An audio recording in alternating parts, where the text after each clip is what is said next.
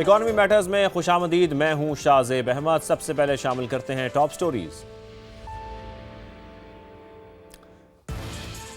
Net billing policy पर 16 सार्फिन के तहफ़्फ़ुज़ात। वज़ीर आज़म ने नई रेगुलेशंस का नोटिस ले लिया। मामले पर खुसूसी इजलास। पावर डिवीजन को नेपरा में फौरी नज़रसानी अपील दायर करने की हिदायत।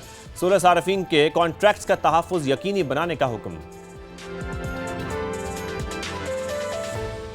अमरीका के 19% रियायती टैरिफ के मुस्बत असरात। पाकिस्तान की बरामदात में इजाफा। पहली छमाही में एक्सपोर्ट 3% इजाफे से $3 अरब रिकॉर्ड।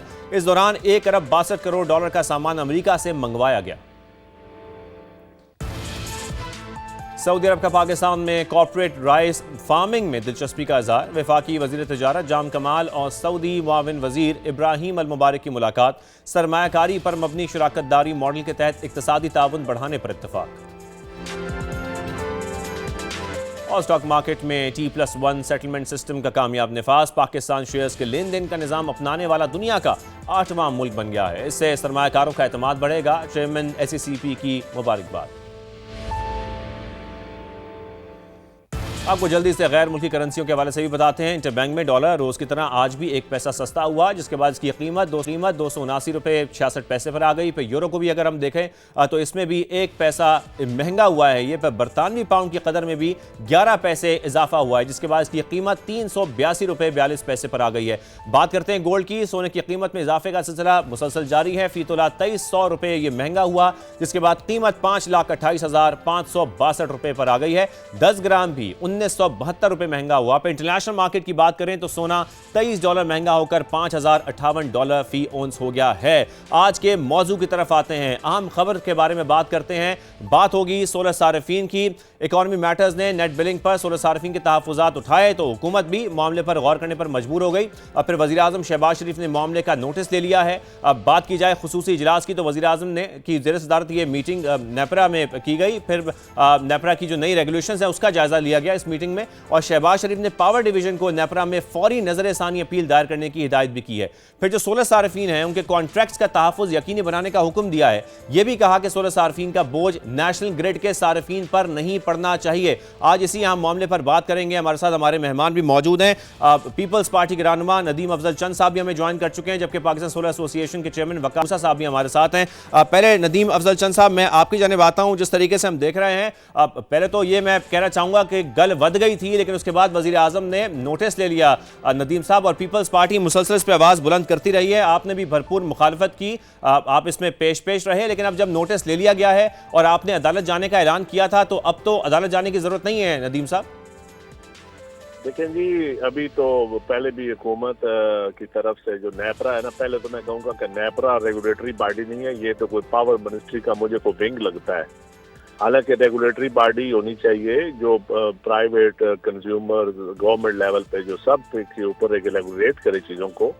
बड़ा अफसोस हुआ मुझे कि नेपरा की कारकर्दगी पे और नेपरा ने आज तक सार्फिन का तहफ़्फ़ुज़ नहीं किया। IPPs का मामला हो, कैपेसिटी चार्जेस का मामला हो या कोई और पॉलिसीज हो, नेपरा ने कभी आम आदमी का तहफ़्फ़ुज़ नहीं किया। शायद ये नेपरा खास लोगों के लिए बनाया गया है। और उससे अगली बात जो है सोलर पे, देखें गवर्नमेंट की पॉलिसियां होती हैं, आपने लोगों को डंडोरा पीटा clean and green Pakistan, environment आप, और उसके ऊपर आप रिन्यूएबल एनर्जी के ऊपर आपने एक सोलर के ऊपर कामयाबी आपने जिम्मे लेते रहे। और अब मैं तो समझता हूँ कि अब ये जो ऑफ ग्रिड इनकी जो पॉलिसीज हैं, ये ऑफ ग्रिड कर लोग चले जाएंगे। शायद को बैटरीज बेचने वाला माफिया जो है वो आगे आना चाहता है ताकि हमारी बैटरीज बिकें, और उस माफिया को ये सपोर्ट करना चाहते हैं। इसी वजह से सोलर के ऊपर ये नेट मीटरिंग के ऊपर और लोगों को ऐसे घन गरज में डाल दिया है। लोगों को कॉम्प्लिकेट चीजें कर रहे हैं, सादा नहीं रहने दे रहे हैं, मुश्किल तरीन किए जा रहे हैं ताकि लोग सोलर से हट के या ग्रिड बिजली और सोलर की लोगों की लड़ाई होती रहे और लोग फिर अल्टीमेटली बैटरियां लेने पे मजबूर हो जाए। लेकिन नदीम साहब, अब तो वजीर आजम ने ले लिया, नोटिस ले लिया। देखिए, नोटिस कुछ नहीं होता। नोटिस जब तक अमल दरामद नहीं, और वज़ीर आज़म साहब ने पहले कैबिनेट में ये चीजें अप्रूव की हैं। पहले वज़ीर आज़म साहब की मिनिस्ट्री जो है वो नेपरा में आके, मैं तो खुद पटिशनर था, और नेपरा में मिनिस्ट्री आके अकेली, बाकी सारे सोलर वाले हो गए, प्राइवेट सेक्टर हो गया या इंडस्ट्रियलिस्ट हो गया या कंज्यूमर, और दूसरा अमीर लोगों ने तो ऑलरेडी सोलर लगवाया हुआ है। अब सोलर सस्ता होने की वजह से गरीब और मतवस्त तबका लगाने लगा है, तो अब आपने अपनी पॉलिसियां चेंज कर ली हैं। इसका मतलब है जिस पॉलिसी का फायदा आम आदमी को होने लगे उसके ऊपर आप तलवार लेके खड़े हो जाएं, तो ये आपको, अगर आपकी गवर्नेंस ठीक नहीं है या आपके डिपार्टमेंट डिस्को ठीक नहीं कर रही काम, या आपके ग्रिड स्टेशन का सिस्टम ठीक नहीं है, तो उसका सारफ को, आम आवाम को आप क्यों उसका नुकसान देते हैं, उसके ऊपर उसका मुआशी कत्ल क्यों करते हैं। तो मैं समझता हूँ कि इस फ्रॉड के ऊपर गवर्नमेंट को जरा सीरियस सोचना चाहिए, और बजाय इसके कि अपनी वापड़ा की मिनिस्ट्री को, एनर्जी मिनिस्ट्री को या डिस्को को ठीक करने के, तो आप एक पॉलिसियों के पीछे पड़ गए। अच्छा नदीम साहब, वैसे तो आप भी हुकूमत के इत्तेहादी भी हैं, लेकिन यहाँ पर मैं ये भी आपको बता दूं कि वफाकी जो वज़ीर तवानाई हैं वैस लगारी साहब, उन्होंने ये कहा था कि सोलर नेट मीटरिंग पॉलिसी से अमीरों को फ़ायदा हो रहा है और एलीट क्लास जो है वो बड़े सिस्टम लगाकर इससे पैसा बना रही है, और फिर साथ में जो प्रोटेक्टेड कैटेगरी है वो ज़ाहिर है इसमें भी आते हैं, फिर जो गरीब तबके को सब्सिडी दी जाती है वो ये प्रोटेक्टेड कैटेगरी में इस्तेमाल कर लेते हैं। तो हम ये कह सकते हैं कि उनका दावा तो फिर दुरुस्त था। देखिए, आप अमीरों पे सोलर पे प्लेटों के ऊपर जो कनाल से बड़ा घर है, या जो एग्रीकल्चर के अलावा जो सोलर है या जो इंडस्ट्रियों पे लगा है, आप उन पे टैक्सेस लगा दें। आप आम आदमी को क्यों सजा दे रहे हैं? उन दौलतमंदों को, दौलतमंद तो 10 साल से सोलर चला रहा है, दौलतमंद तो 10 साल से उसने पैसे कमा लिए होंगे, अब सोलर का आम आदमी को फायदा होने लगा है। 2025 में 24 में आम आदमी को फायदा होने लगा है, क्योंकि सोलर सस्ता हुआ है। और जिन इलाकों में अच्छी रोशनी, अच्छी धूप होती है, वहाँ पे लोग वेल्डिंग का काम, ट्यूबवेल के जो जरी ट्यूबवेल है, वो छोटे छोटे दुकानों वाले, छोटे छोटे घरों वाले, वो छोटे छोटे कारोबार वाले, वो सोलर प्लेटों पे जा रहे हैं, और आप बजाय उनको नेट मीटिंग में फायदा देने के आप सबको नुकसान दे रहे हैं। और आप बड़े लोगों को लिए पॉलिसी, आप टैक्स लगा दें, आप सुपर टैक्स लगा के भी आपको सुकून नहीं मिल रहा। अच्छा, और साथ में शेरी रहमान साहिबा ने यह भी बात की है कि जो बिजली की तकसीम का निज़ाम है वो सूबों के हवाले कर दिया जाए। आप इससे भी इत्तेफाक करते हैं? ये अगर वफाक फेल हो चुका है तो बेशक कर दे सूबों के हवाले। वफाक तो इस वक्त रिकवरी इनकी ठीक नहीं हो रही, 40% से ज्यादा लाइन लॉसेस है। सर्कुलर डेट जो गर्दिशी कर्जा है वो अरबों रुपया, 1000 बिलियन से ज्यादा वापडा का और 1000 बिलियन से ज्यादा गैस का, तो वो इस महकमे का क्या फायदा क्या है आवाम को? कैपेसिटी चार्जेस में हम पेमेंट कर रहे हैं, वो कंज्यूमर को नुकसान नहीं हो रहा उन चीजों का। सोलर प्लेटों से आप कंज्यूमर को 8% का फायदा हो रहा है और 92% का नुकसान हो रहा है। क्या ये ड्रामाबाजी बता रहे हैं लोगों को? जो सर्कुलर डेट को इनकी वजह से बन रहा है, जो चोरी की वजह से, जो बैड गवर्नेंस की वजह से बन रहा है, उसका फायदा और नुकसान किसको हो रहा है? ठीक है, नदीम अफजल चंद साहब, आपने हमें शो में ज्वाइन किया, आपका बेहद शुक्रिया। इसी हवाले से हम बात करते हैं, हमारे नुमाइंदे ज़हीर अली भी हमें ज्वाइन कर चुके हैं। ज़हीर, जब हम ये देख रहे हैं ना कि 2 रोज़ पहले इन रेगुलेशंस के हवाले से हम देखते हैं कि इनको नाफिज किया जाता है, फिर अचानक ऐसा क्या हुआ? आप क्योंकि इस पर गहरी नज़र रखे हुए हैं, अचानक ऐसा क्या हुआ था? फिर अचानक हम देख रहे हैं कि वज़ीर आज़म ने अब इसका नोटिस भी ले लिया है सिर्फ 2 दिन के बाद ही। देखें, जब से ये रेगुलेशन नाफिज की गई हैं और जब से समात का इस पर आगाज़ हुआ था, तो जितने भी स्टेक होल्डर्स थे उनकी जानिब से मुख्तलिफ ऑप्शन दिए गए थे, और ये कहा गया था गवर्नमेंट को कि अगर आपका ग्रिड स्टेबल नहीं है तो इस पर फिक्स चार्जेस आयद किए जाएं पर कंट्रैक्ट। लेकिन जब आप इसको कंट्रैक्ट को रिव्यू करेंगे और जो बाई बैक रेट है उसको कम करेंगे, तो उसकी वजह से सोलर की हौसला शिकनी होगी, और इसकी वजह से प्रेशर आया, और पब्लिक प्रेशर की वजह से प्राइम मिनिस्टर ने नोटिस लिया और अब पावर मिनिस्ट्री को ये कहा है कि इसको रिव्यू किया जाए। लेकिन इसमें इंटरेस्टिंग बात यह है कि जो प्रेस रिलीज जारी की गई है, अलामिया जारी हुआ है, उसमें आप देखें तो प्राइम मिनिस्टर ऑफिस से जो अलामिया जारी हुआ है उसमें भी पावर डिवीजन की हमायत की गई है। इस हद तक तो ये पॉजिटिव है कि प्राइम मिनिस्टर ऑफ पाकिस्तान ने नोटिस लिया है। एक इजलास हुआ है जिसमें उनको ब्रीफिंग दी गई है नेपरा की जानिब से, पावर मिनिस्ट्री की जानिब से। लेकिन साथ ही में ये कहा गया है कि कंट्रैक्ट का तहफ़्फ़ुज़ करने के लिए आप नज़रसानी अपील दायर करें, लेकिन 4,68,000 जो कंज्यूमर हैं इस वक्त सोलर नेट मीटरिंग के, उनका बोझ नेशनल ग्रिड पे ना पड़े। तो ये पावर डिवीजन जो मिनिस्ट्री है उसके क्लेम की हिमायत है इसमें, चूँकि वो इसको जो रिव्यू किया गया या जो नई रेगुलेशंस लाई गई उसमें क्लेम यही किया गया कि जो प्रोटेक्टेड सार्फिन है वो 38% से बढ़ के 63% पे पहुँच गया। अगर नंबर में बात की जाए तो ये कह रहे हैं कि 94 लाख से बढ़ के 2 करोड़ 11 लाख से ये जो तादाद है कंज्यूमर की ये बढ़ी है। और इसके अलावा नेट मीटरिंग का जो शेयर है वो 7,000 मेगावाट तक पहुंच गया है, और जो सोलर इंपोर्ट हुआ है वो $8 बिलियन का इसका जो इंपोर्ट बिल है। और साथ में ये भी कहा गया है जो इस वक्त ऑफ ग्रिड है वो 13,000 मेगावाट से ज़ायद हैं। और नेशनल ग्रिड के जो सार्फिन हैं ये क्लेम किया गया कि उन पे जो इस वक्त बोझ है वो ₹2.87 है। लेकिन अगर नंबर्स की बात की जाए तो 3,90,00,000 मजमूई तौर पर कंज्यूमर हैं इस वक्त बिजली के, उसमें 4,68,000 जो इस वक्त नेट मीटरिंग वाले हैं उनका ज़्यादा फ़र्क 1.2% भी नहीं है और इतना बड़ा ग्रिड पे फ़र्क नहीं पड़ रहा। लेकिन पावर मिनिस्ट्री की जानिब से ये क्लेम किया गया कि ये बोझ है, इसकी वजह से 270 अरब रुपए का सालाना का बोझ है और इनके कॉन्ट्रैक्ट को रिव्यू किया जाए। अब जो नए कंज्यूमर आ रहे हैं उनके लिए तो ये बात समझ आ रही है कि उनके जो कॉन्ट्रैक्ट है उसको 7 से कम करके 5 लेकिन साल किया गया। और इसके ज़हीर अगर हम तब्दीली की बात करें, कुछ शिकों को उसको तब्दील किया जाएगा, क्या तब्दीलियां मुतवक्के हैं क्योंकि रेगुलेशंस तो ऑलरेडी बन चुकी हैं? जी सवाल दोहराइएगा। मैंने कहा अब क्या तब्दीलियां मुतवक्के हैं आपके ख्याल में, क्या खबरें सामने आ रही हैं? कुछ शिकों को तब्दील किया जाएगा क्योंकि रेगुलेशंस तो अब नाफिज हो गई हैं। देखिए शिकें जो इस वक्त तहफ़्फ़ुज़ात हैं वो यही हैं कि जो नेट बिलिंग है इसको चेंज किया जाए, चूँकि कंज्यूमर ने इस पे इन्वेस्ट किया हुआ है, हुकूमत की अपनी ये पॉलिसी थी, तो वो ये कह रहे हैं कि यूनिट टू यूनिट जो तबादला है उसको वापस किया जाए। चूँकि इस वक्त जो पुराने कंज्यूमर हैं उनके कॉन्ट्रैक्ट तो बरकरार रहेंगे, 27 रुपये का उनका रेट भी बरकरार रहेगा, लेकिन यूनिट टू यूनिट एक्सचेंज जो चेंज किया है उसकी वजह से उनको बिल ज़्यादा आएगा। उनके जो कंज्यूम रात को ग्रिड पे जब आएंगे बिल होंगे वो, और जो एक्सेस उनके यूनिट्स होंगे उनकी बाकायदा तौर पे नेशनल जो इस वक्त प्राइस है, इस वक्त जो पावर परचेज प्राइस है पर यूनिट, उसकी वैल्यूएशन की जाएगी और उसके बाद उनको जाके फिर बिल दिया जाएगा। तो इस हमारे साथ रहिए। वकास मूसा साहब भी हमें ज्वाइन कर चुके हैं, वकास साहब को भी शामिल गुफ्तगू करते हैं। वकास साहब, वज़ीर आज़म शहबाज शरीफ ने अब नेट बिलिंग जो रेगुलेशंस है उस पर नोटिस ले लिया है, अब क्या कहा जा सकता है कि सोलर सार्फिन की सुनी गई जो तहफ़्फ़ुज़ात थे वो अब ख़त्म हो जाएंगे, वो दूर हो जाएंगे, या अभी भी ऐसे मसाइल हैं जिनका सामना है? अस्सलाम वालेकुम, thank you for taking my opinion. देखें, इसको दो चीज़ों में डिवाइड कर लेते हैं। एक हमारे वो सारिफ थे जो जिनको आप कहेंगे जो पुराने सारिफ थे, जो कि पहले से नेट मीटरिंग लगा के बैठे हुए थे, या जिनका नेट मीटरिंग का कनेक्शन जो है वो पहले।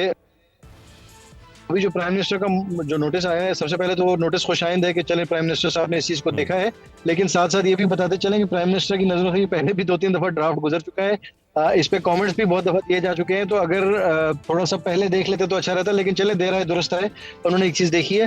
तो इसमें जो दो पॉइंट ऑफ व्यू है या दो जो पार्ट्स हैं, एक पार्ट जो कि पुराने कस्टमर्स के बारे में है, उसमें तो बड़ा एक क्रिटिकल चीज़ है कि सैंक्टिटी ऑफ कॉन्ट्रैक्ट, तो सैंक्टिटी ऑफ कॉन्ट्रैक्ट को वायलेट कर रहे थे। तो ये तो बड़ी अच्छी चीज़ है कि उन्होंने देखा है, बिकॉज ये तो एक समझ लें कि एक आपने वादा खिलाफी कर रहे हैं।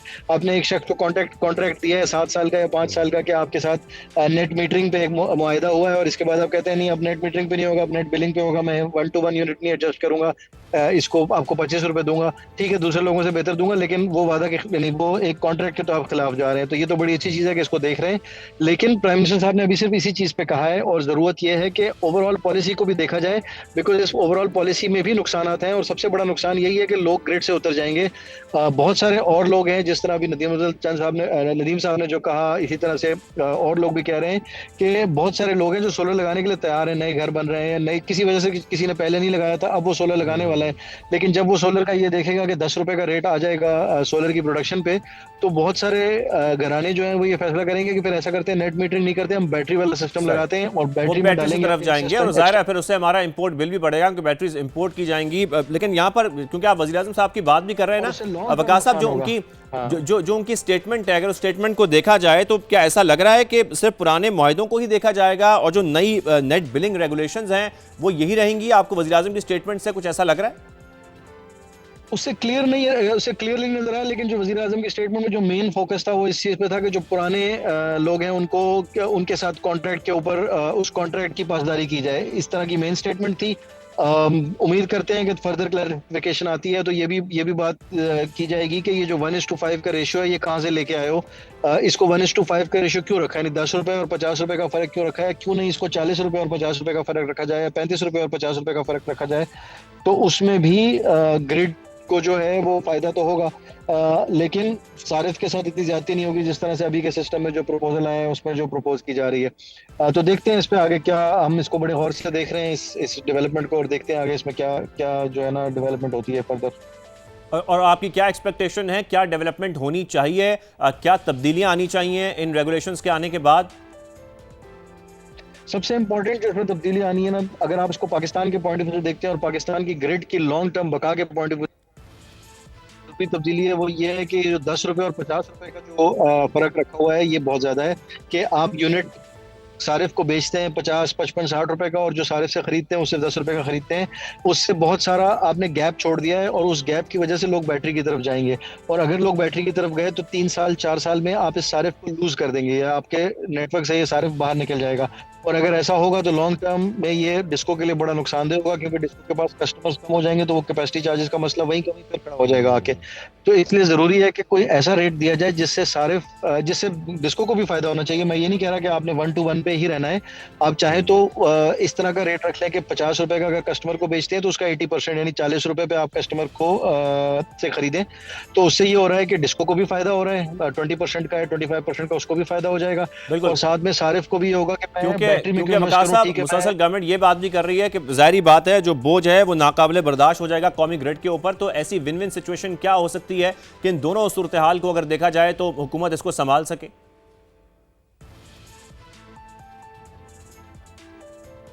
बिल्कुल। जी जी, क्या इस पे आपका क्या पॉइंट ऑफ व्यू है? वो विन विन सिचुएशन कैसे पैदा की जा सकती है वकार साहब? वो विन विन सिचुएशन इसी तरह पैदा की जा सकती है कि जो एक्सपर्ट्स हैं उनके साथ बात की जाए, जो दूसरे ममालिक में रियलिटी ऑफ द मार्केट को भी सामने रखा जाए। देखें, एक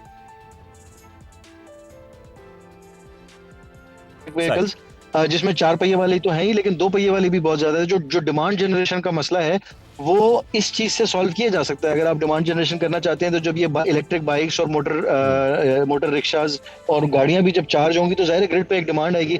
तो कैसे इस चीज को एनकरेज किया जा सकता है, इसको बेहतर से बेहतर बनाया जा सकता है, ताकि जल्द से जल्द उससे ये होगा कि हमारा जो पेट्रोल की इंपोर्ट है उस पर भी बेहतर इम्पैक्ट आएगा, और हमारा जो माहौल है उसमें भी बेहतर इम्पैक्ट आएगा। तो इस चीज को कैसे एनकरेज किया जा सकता है। इसके अलावा फॉर एग्जांपल पीक और ऑफ पीक के टैरिफ्स को किस तरह से प्ले किया जा सकता है कि जिससे दिन के टाइम पे जब सोलर की बहुत ज्यादा अवेलेबिलिटी होती है तो उस टाइम पे अगर तमाम नेटवर्क के लिए टैरिफ कम कर दिया जाए, सोलर सारिफिन के लिए भी और जो वो सारिफिन के लिए भी जिन्होंने सोलर नहीं लगाया है, उससे ये होगा कि सोलर का फायदा सबको मिलेगा।